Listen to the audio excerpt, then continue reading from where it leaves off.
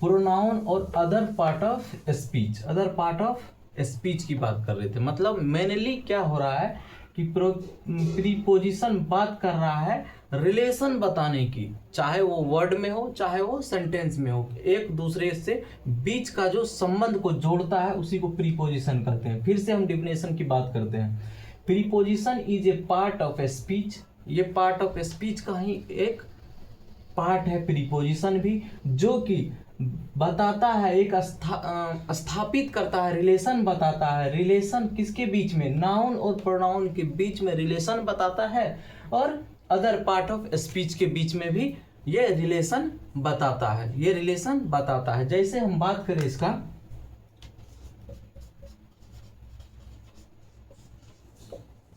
Example की बात करते हैं। किसकी बात करते हैं? एग्जाम्पल की,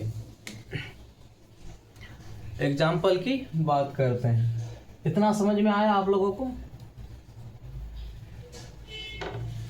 इतना समझ में आया?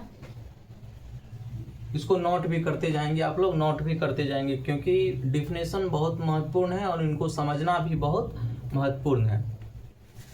नोट कर लीजिए इसको, उसके बाद फिर हम आगे बात करते हैं। इसका एग्जाम्पल लिखाते हैं और फिर हम एग्जाम्पल को अनेक एग्जाम्पल देंगे और उन एग्जाम्पल को हम कहाँ पर यूज होगा, किनके साथ और क्या रिलेशन बताता है, उनको भी हम बताते हुए चलेंगे। तो पहले आप इनको नोट कर लीजिए, उसके बाद फिर हम बात करते हैं। 2 लाइन है आप लोगों के लिए कि ब्रेकअप के इस जमाने में बेड़ियां कहाँ जकड़ती है। ब्रेकअप के इस जमाने में गम की बेड़ियां कहाँ जकड़ती है। लड़का बाबू नया पकड़ता है, लड़की बेबी नया पकड़ती है। तो इन सभी से बच के रहना है। ब्रेकअप के इस जमाने में गम की बेड़ी कहाँ जकड़ता है। लड़का बाबू नया पकड़ता है तो लड़की बेबी नया पकड़ती है। तो इन सब चीजों से बच के रहना है, ये लाल हरा पीला से बच के रहना है। एग्जाम्पल की बात करते हैं। तो एग्जाम्पल आ गया ऑन। ऑन मतलब ऊपर, ऑन मतलब ऊपर, ऑन मतलब ऊपर की बात करते हैं। उसके बाद दूसरा बिटवीन। ये आप एग्जाम्पल लिख लीजिए, इनको हम एक एक करके अलग अलग से, मतलब सभी को अलग से डिस्क्राइब करेंगे, अलग से हम डिस्क्राइब करते हुए चलेंगे। बिटवीन मतलब बीच में, दो चीजों के बीच में, दो चीजों के बीच में। ओवर, ओवर मतलब ऊपर। देखिए ऑन मतलब भी ऊपर हो रहा है, ओवर मतलब भी ऊपर हो रहा।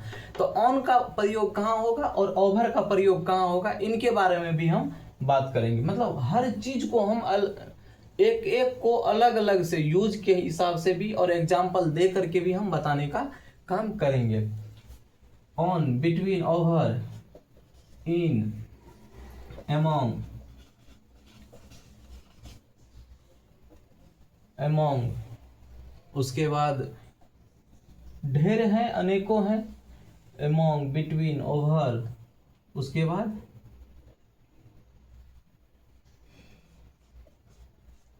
जिसको हम लगभग 30 से 40 हम आपको देंगे और इनका नोट भी हम प्रोवाइड कर देंगे। टेलीग्राम से आप जुड़ जाइएगा, टेलीग्राम है नायक स्टडी सेंटर का ही टेलीग्राम है, उस पर आप जुड़ जाइएगा। तो वहाँ से हम आपको बताने का प्रयास करेंगे। वहाँ पे हम आपको पीडीएफ भी प्रोवाइड करेंगे, पीडीएफ भी प्रोवाइड करेंगे और इन सभी का यूजेज का भी, मतलब हम ये भी पीडीएफ आपको देने का काम करेंगे। तो प्रीपोजिशन क्लियर हुआ। प्रीपोजिशन क्या कह रहा है? Position, preposition is a part of speech. यह पार्ट ऑफ स्पीच का ही एक पार्ट है, यह पार्ट ऑफ स्पीच का ही एक पार्ट है जो कि रिलेशन एस्टेब्लिश करता है, मतलब रिलेशन को मेंटेन करता है, रखता है किसके बीच में? नाउन और प्रोनाउन के बीच का रिलेशन को एस्टेब्लिश करता है, बताता है, रखता है। और ये सब एग्जाम्पल है, अनेकों प्रकार के एग्जाम्पल हुआ, जिसे मैं बता दूं आपको। तो और भी लिख सकते हैं, इसमें एट भी लिख सकते हैं, एट भी लिख सकते, पहले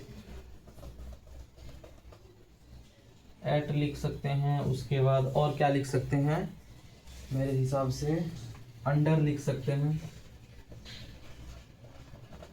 अंडर लिख सकते हैं, एट लिख सकते हैं। उसके बाद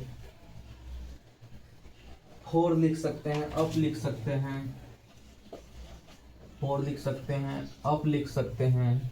अब तो ETC लिख दीजिए। जब हम इसकी बात करेंगे ना तो मतलब मेरा बायलिंगुअल रहता है। बायलिंगुअल मतलब कि ऑन का प्रयोग कहाँ होगा, इस बात को हम आपको क्लास में ही घुसा देंगे।